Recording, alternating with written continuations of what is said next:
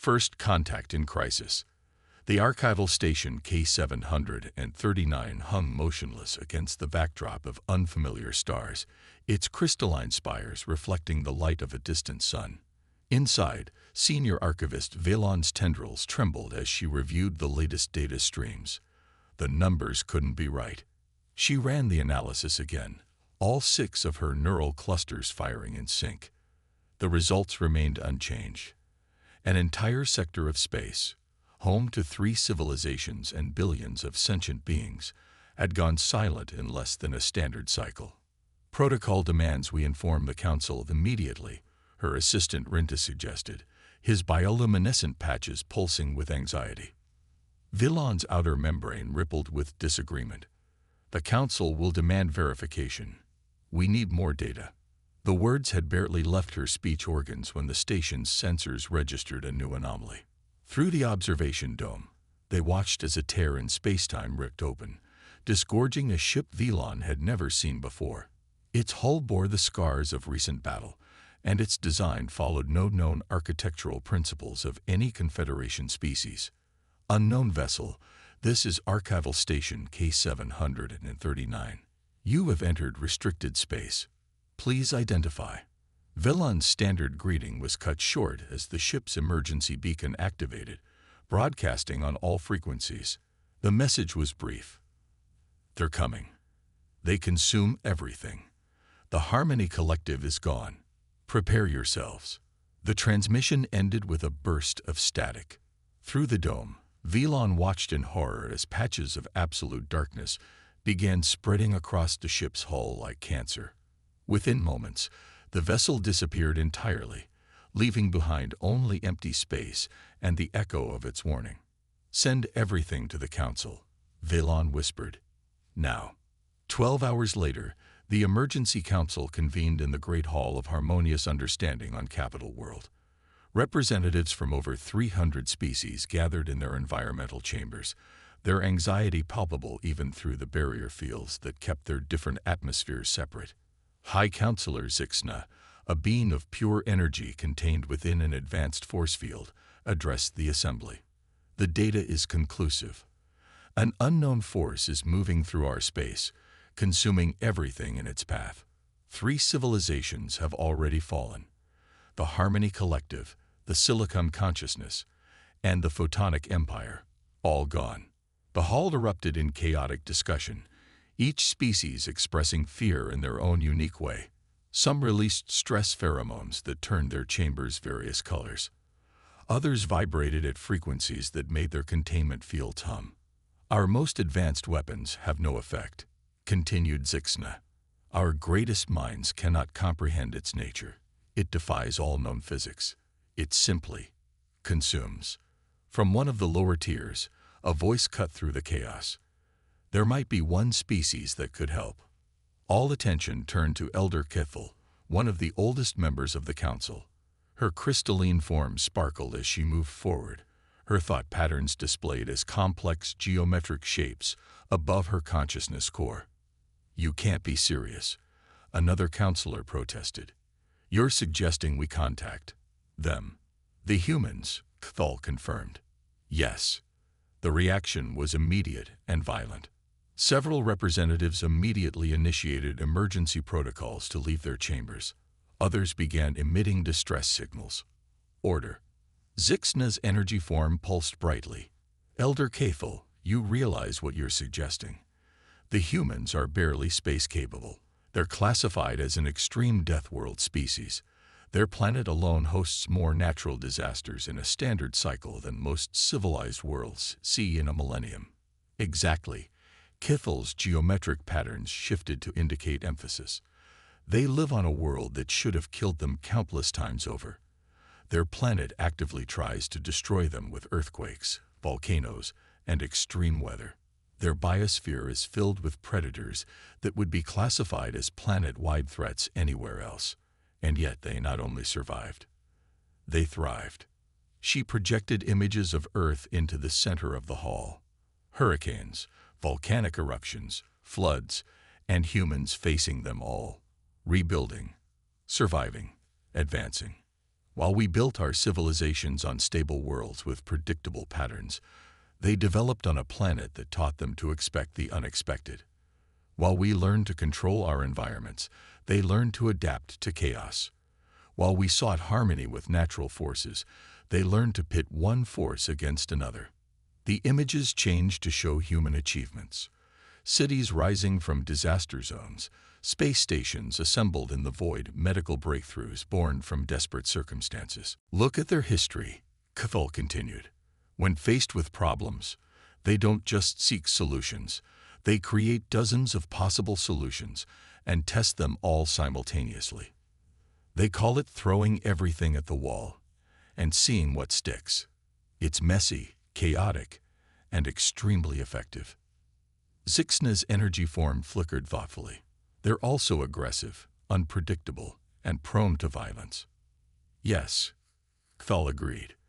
They understand violence because their world taught it to them. But that same world taught them something else.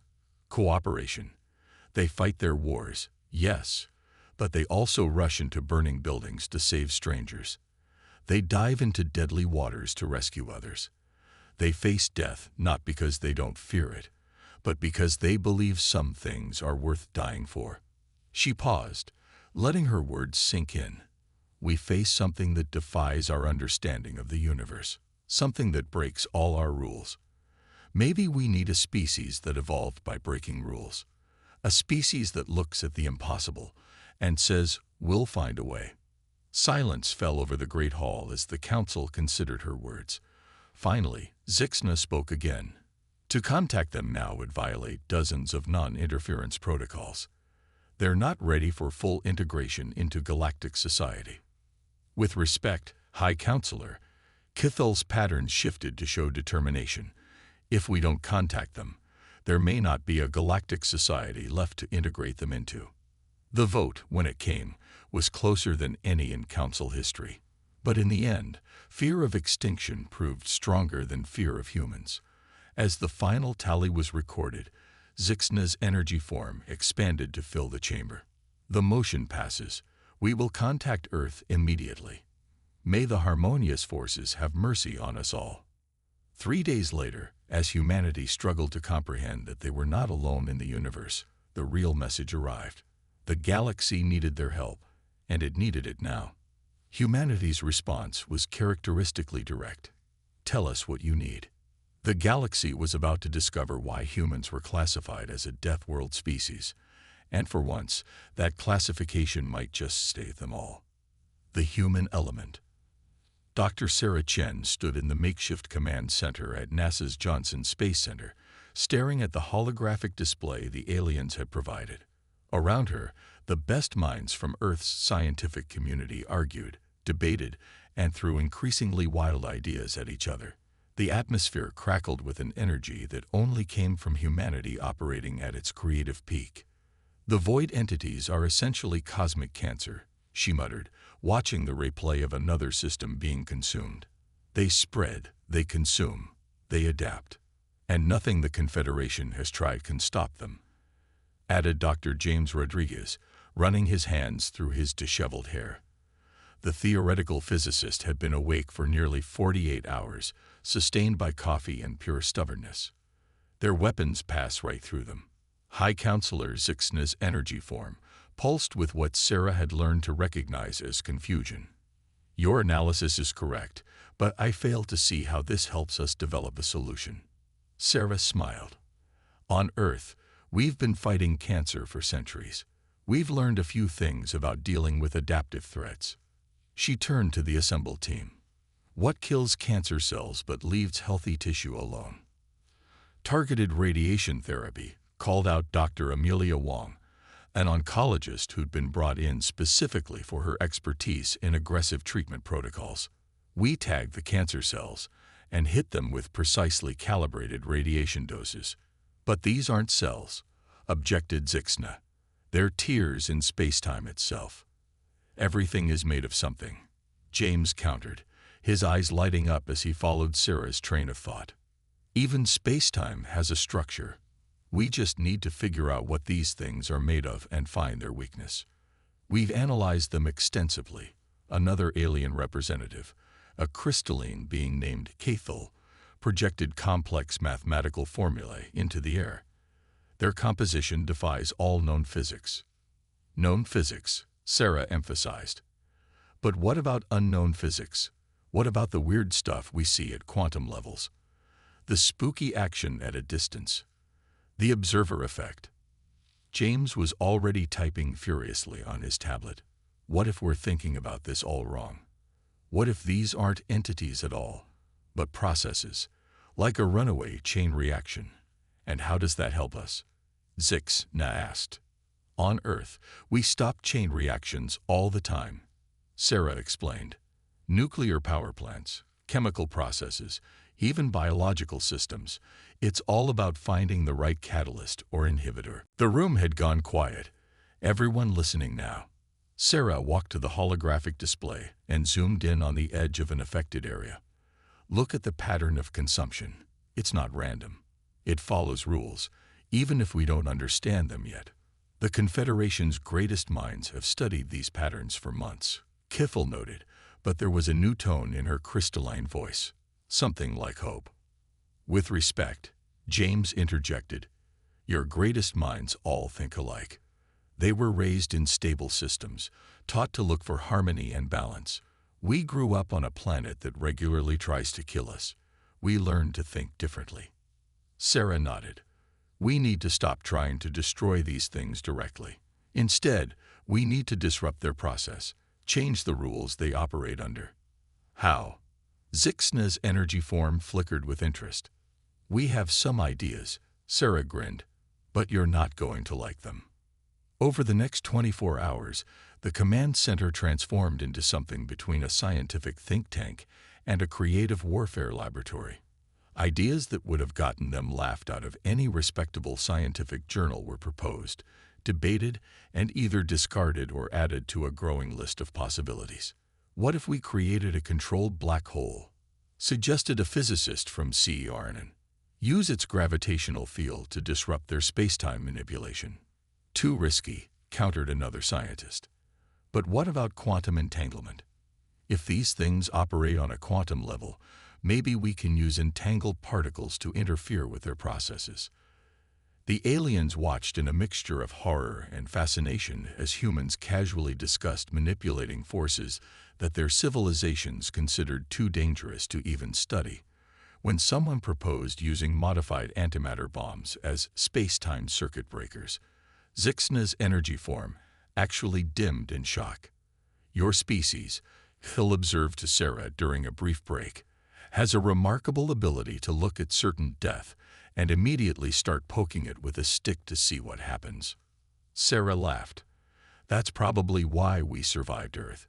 When something tries to kill you, you can either run away or figure out how it works so you can stop it. We tend to choose the second option, even when the thing trying to kill you breaks the laws of physics. Especially then, Sarah's eyes gleamed, because that means we get to figure out new laws. The breakthrough came from an unexpected direction. Dr. Yuki Tanaka, a materials scientist who specialized in smart materials, was studying the void entity's consumption patterns when she noticed something odd. Look at this, she called out, highlighting a section of the display. The spread pattern. It reminds me of how certain metamaterials respond to stress. They're not just consuming space-time, they're restructuring it, like a crystal growing in solution. Sarah felt a surge of excitement. And what happens when you introduce impurities into a growing crystal? The growth pattern changes, Yuki finished, sometimes catastrophically. James was already running calculations.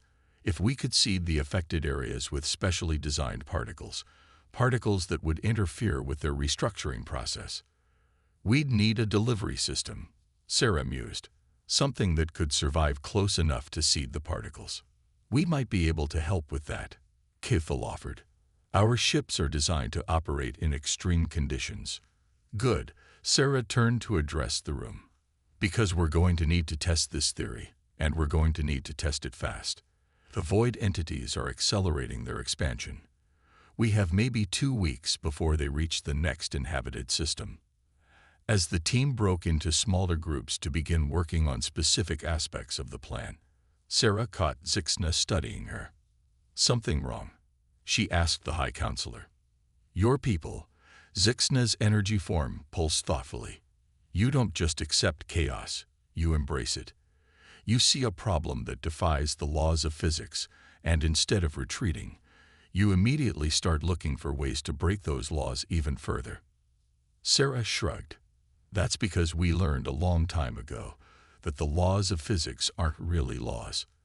They're more like guidelines, and guidelines can be bent if you push hard enough." "That's exactly what terrifies us about your species," Zixna admitted. "Good," Sarah smiled. "Because right now, we need something that terrifies these void entities even more than we terrify you." The race against time had begun. Humanity was about to show the galaxy exactly why they had survived their death world, and why sometimes the most dangerous species in the room might be exactly what you need. Trial by fire. Commander Maya Patel stood on the bridge of the modified Confederation vessel, Starcolor, watching the swirling darkness ahead through the quantum imaging display. The ship, originally designed for peaceful exploration, now bristled with hastily installed human technology that the Confederation engineers had dubbed alarmingly primitive but ingenious. "Delivery system check complete," reported Dr. Rodriguez from his station, surrounded by a mix of holographic displays and jury-rigged Earth computers.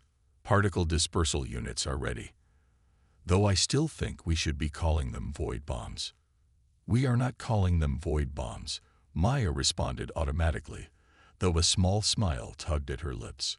The last 3 weeks had been a crash course in interspecies cooperation, with human improvisation meeting alien precision in ways that sometimes worked brilliantly and sometimes spectacularly failed.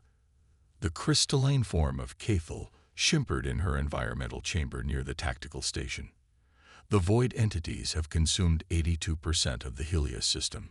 If our calculations are correct, they will reach the inhabited planets within 27 standard hours." Maya nodded grimly. Helios was evacuated, but it was their last chance to stop the entities before they reached more populated systems. Status of the backup fleet. Confederation ships are maintaining position at the designated safety threshold, reported Lieutenant Sarah Wong from Communications. "They think we're crazy for going this close." "They're probably right," Maya agreed. "But crazy is what Earth does best. All stations, final checks. We're going in." The Starkiller moved forward, its hybrid engines pushing it closer to the expanding darkness than any ship had yet survived. Through the quantum imaging, they could see the true nature of their enemy, not just darkness, but tears in the fabric of reality itself, spreading like fractures in glass. "Reading massive space-time distortions," Rodriguez reported, his voice tense. "The math suggests we've got about 3 minutes before the ship's structural integrity starts to fail." "That's 2 minutes more than we need," Maya responded. "Deploy the first batch of particles." The ship shuddered as it released its first payload, specially designed quantum particles that, according to their theories, would disrupt the entity's restructuring of spacetime, like throwing sand into a growing crystal, as Dr. Tanaka had explained it. For a moment, nothing happened. Then the darkness ahead began to shimmer, its patterns changing in ways their instruments struggled to measure. "It's working," Rodriguez exclaimed. "The quantum interference patterns err." The ship lurched violently, alarms blaring across every system. Through the imaging display, Maya watched in horror as the darkness seemed to reach for them, tendrils of void extending impossibly fast. "They're adapting." Cathal's crystalline form pulsed with alarm. "The entities are actively responding to our attack." "That's impossible," Rodriguez muttered, fingers flying over his controls. "Unless they're not just consuming spacetime, they're learning from it. Every system they absorb makes them more complex, more adaptive." Maya felt the deck vibrating beneath her feet as the ship's structural integrity began to fail. "Can we modify the particles? Change their configuration?" "Not fast enough." Rodriguez shook his head. "We need time." Maya finished. Her mind raced, drawing on years of combat training and the lessons of humanity's long struggle against its deadly homeworld. Sometimes when you're losing a fight, you need to make it bigger. Commander, Kay Fell's confusion was evident in her tone. Maya was already moving to the tactical station. Earth learned a long time ago that when you're facing a stronger opponent, you don't just hit them, you make them fight the environment too. Her fingers flew over the controls. Rodriguez, what happens if we detonate the ship's power core? Are you insane? He checked his calculations anyway. The quantum reactor would create a temporary artificial singularity. It would. Wait. His eyes widened. It would force the local spacetime to temporarily stabilize as it collapses, giving our particles time to properly interfere with their restructuring process. Maya nodded. Lieutenant Wong, send the data back to the fleet. Thal, how long to evacuate in the escape pods? You can't be serious, Kivil protested. The chances of survival are better than our chances if we do nothing. Maya cut her off. Earth history is full of people who did the impossible because it was necessary. Now, evacuation time. 90 seconds to reach minimum safe distance in the enhanced pods, Kivil answered reluctantly. But Commander, even if this works, we'll lose all the data. No, we won't, Rodriguez interrupted, already connecting his tablet to a pod's systems. Because we're going to ride the shockwave and record everything. He grinned manically. For science. The next 2 minutes were organized chaos as the crew evacuated. Maya stayed at her station until the last possible moment, adjusting the reactor's controls. As she sprinted for the final pod, she felt the ship groaning around her, reality itself seeming to twist in protest of what they were about to do. The pods launched, accelerating away from the Starkiller as its reactor went critical. Through their sensors, they watched as an artificial singularity briefly bloomed in space, forcing a bubble of stable spacetime in the heart of the void entity's domain. Look, Rodriguez pointed at his readings. The quantum interference is cascading through their entire structure. It's like introducing a single flaw into a perfect crystal. The imperfection spreads. They watched in awe as the darkness began to break apart, the void entity's careful restructuring of spacetime unraveling as human-made chaos spread through their system. When they were finally recovered by the Confederation fleet, Maya was already planning their next move. The entities will adapt to this tactic, she explained to the assembled alien commanders. They learn fast. But now we know something important. They can be hurt. We just have to keep changing how we hurt them. By destroying more ships. One of the alien commanders asked, their atmospheric tentacles waving in distress. No, Maya smiled. By doing what humanity does best, coming up with new ways to break things. The entities adapt to survive, but so do we. And we've had a lot more practice at it. As the fleet prepared to defend the next system, word of their partial victory spread through Confederation space. Humanity's reputation for being dangerously unpredictable took on a new meaning. Sometimes the aliens began to realize you needed someone crazy enough to punch a hole in reality itself. And humanity, they were just getting started. Understanding the enemy. Dr. Sarah Chen hadn't slept in 36 hours, but her mind was racing faster than ever. The holographic displays around her showed the aftermath of the Starkiller incident, with multiple simulations running simultaneously. Something about the void entity's reaction to their attack nagged at her consciousness, like a half-remembered dream. Play it again, she ordered, and the quantum readings from the artificial singularity experiment flickered through the air. There's something we're missing. Dr. Yuki Tanaka watched from her own station, surrounded by crystallography models. The entities adapted too quickly. Even for a quantum-level intelligence, their response time was impossible. Sarah finished, unless they already knew how to counter it, unless they'd seen something like it before. High Counselor Zixna's energy form pulsed with interest. Impossible. No civilization has ever attempted such a desperate tactic. No civilization in recorded history, Sarah corrected, her tired eyes suddenly sharp. Cull, you mentioned your records go back 50,000 years. The crystalline being shifted, geometric patterns swirling. Correct. Before that, the Great Catastrophe destroyed most historical records. Sarah was already pulling up new data streams. Tell me about this catastrophe. There is little to tell, Cull responded. A period of approximately 1,000 years where many civilizations fell silent. When it ended, the survivors rebuilt, but much knowledge was lost. And no one thought to ask what caused it. James Rodriguez had wandered over, attracted by the intensity in Sarah's voice. The prevailing theory suggests a natural disaster of some kind, Zixna offered. Perhaps a surge of destructive energy from the galactic core. Sarah wasn't listening anymore. She was staring at the void entity's spread pattern, overlaid with astronomical data from Earth's deep space telescopes. What if it wasn't natural? What if it was them? The void entities. Cathel's form flickered with surprise. But they've only recently appeared. No, Sarah shook her head. We only recently noticed them. Look at this. She manipulated the displays, highlighting patterns in the background radiation of space. These energy signatures, they're not random. They're echoes, like scars in space-time itself. James leaned in, his exhaustion forgotten. She's right. The math. It's the same pattern, just incredibly faint, degraded over thousands of years. You're suggesting these entities have visited our galaxy before. Zixna's energy form dimmed with concern. Not just visited. Sarah's voice was quiet but intense.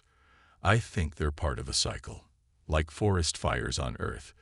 Destruction that leads to renewal, but on a galactic scale. The room had gone silent, everyone processing the implications.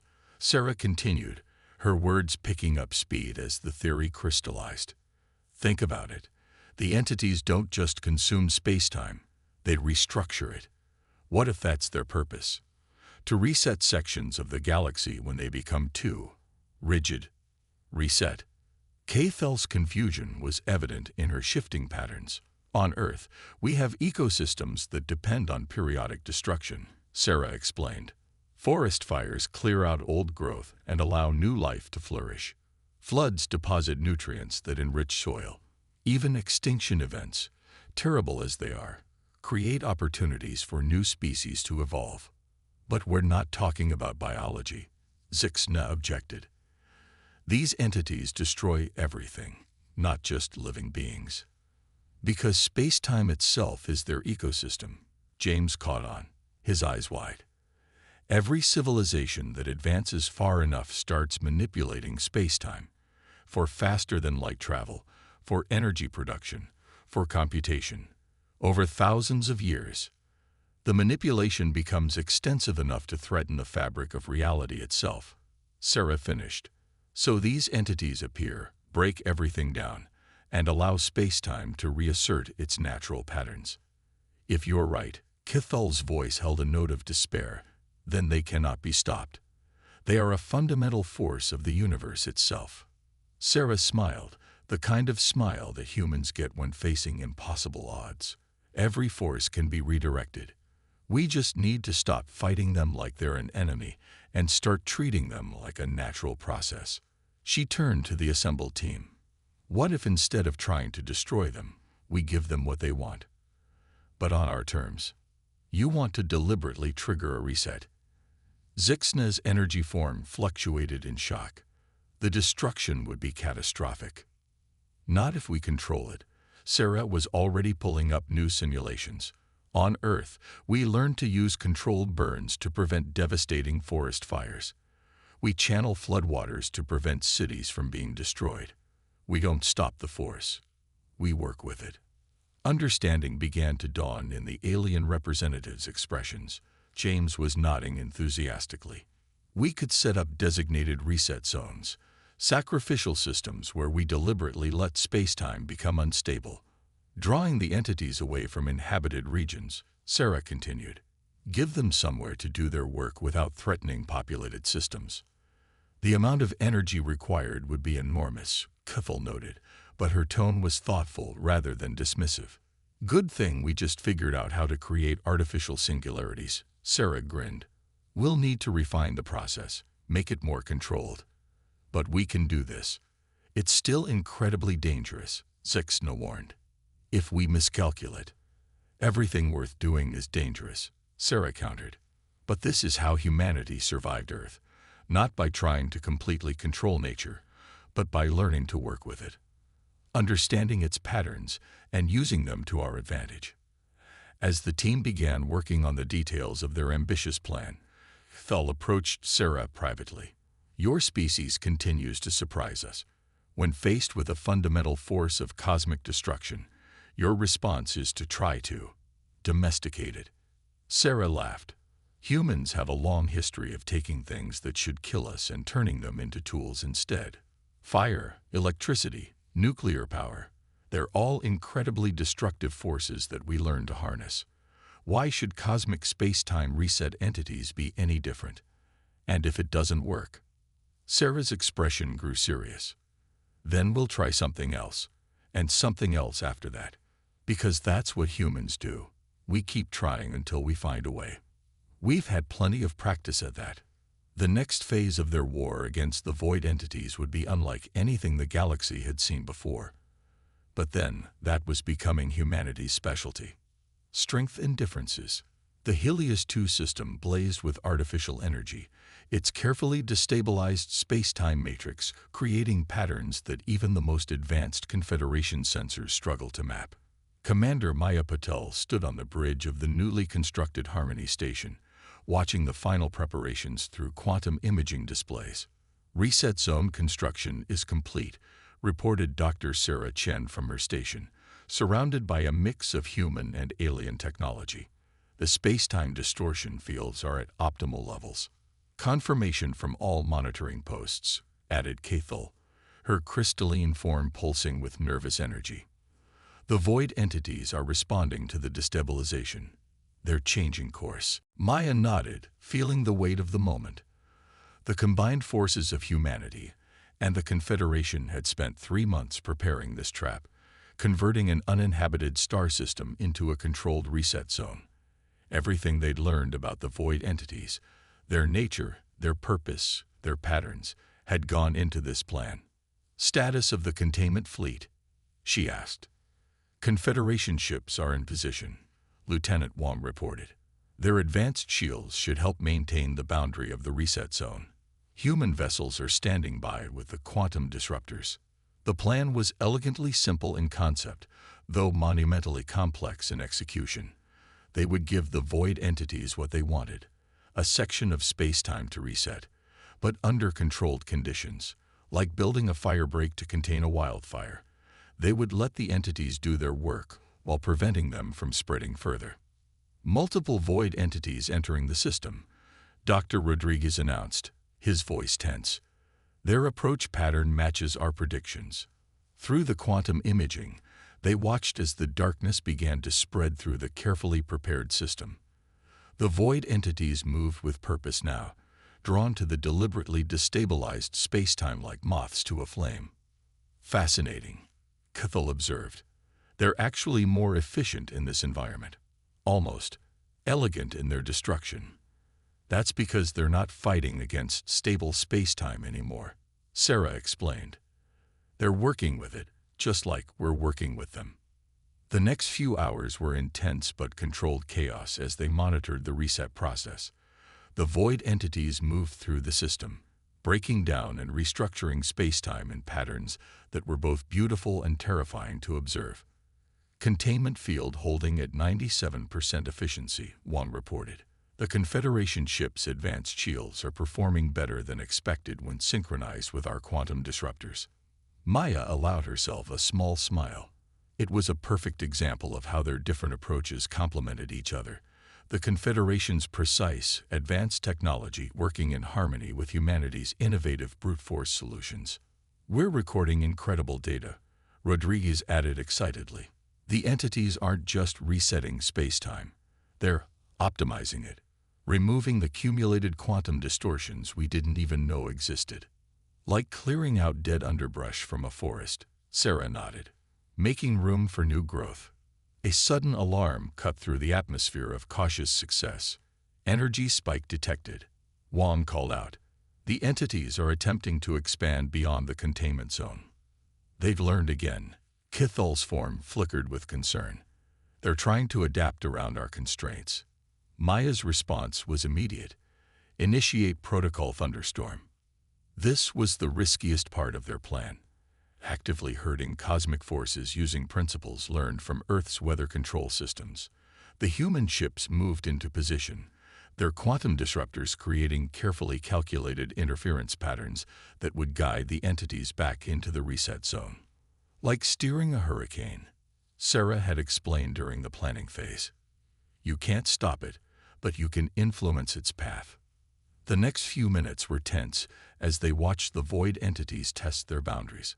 Several times, the containment field flickered dangerously as the entities probed for weaknesses. But each time, the combined efforts of human ingenuity and Confederation technology held them back. Finally, after what seemed like an eternity, Rodriguez's voice rang out with barely contained excitement. Reset process is complete. The entities are beginning to disperse. Through the quantum imaging, they watched as the darkness began to fade, leaving behind space-time that was renewed, refreshed, and stable in a way their instruments had never seen before. Remarkable, Kifl breathed. The system is perfect, like new space-time, fresh from the beginning of the universe.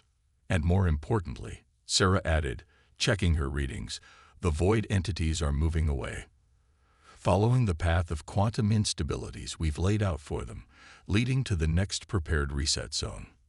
Maya felt a profound sense of accomplishment as she looked at the restored system. We did it. We found a way to work with them instead of against them. Your species, Sixna's energy form, appeared on the bridge, having witnessed everything from the Confederation flagship, continues to amaze us. When faced with cosmic forces beyond comprehension, you treated them like one of your planet's natural disasters. That's because we learned long ago that you can't always fight nature, Maya responded. Sometimes you have to step back and understand its purpose. Find ways to work with it rather than against it. A lesson we forgot, Thal admitted. In our drive for perfect control over our environment, we forgot that sometimes chaos serves a purpose. That's why we needed each other, Sarah said. Your technology and our perspective. Your precision and our adaptability. Together, we found a solution neither of us could have discovered alone. As the station's crew began the process of documenting their success and preparing for the next reset zone, Maya found herself reflecting on humanity's role in the galaxy. They were still considered primitive by Confederation standards, still seen as dangerous and unpredictable by many alien species. But maybe that was exactly what the galaxy needed. A species that understood chaos, that had evolved in harmony with destruction and renewal. A species that looked at cosmic forces of destruction and saw not an enemy to be defeated, but a natural process to be understood and guided. The void entities would continue their work, maintaining the balance of space-time itself. But now, thanks to the combined efforts of humanity and the Confederation, they would do so under careful supervision, their destructive purpose channeled into controlled renewal rather than unrestricted devastation. It was, Maya thought with satisfaction, a very human solution to a cosmic problem.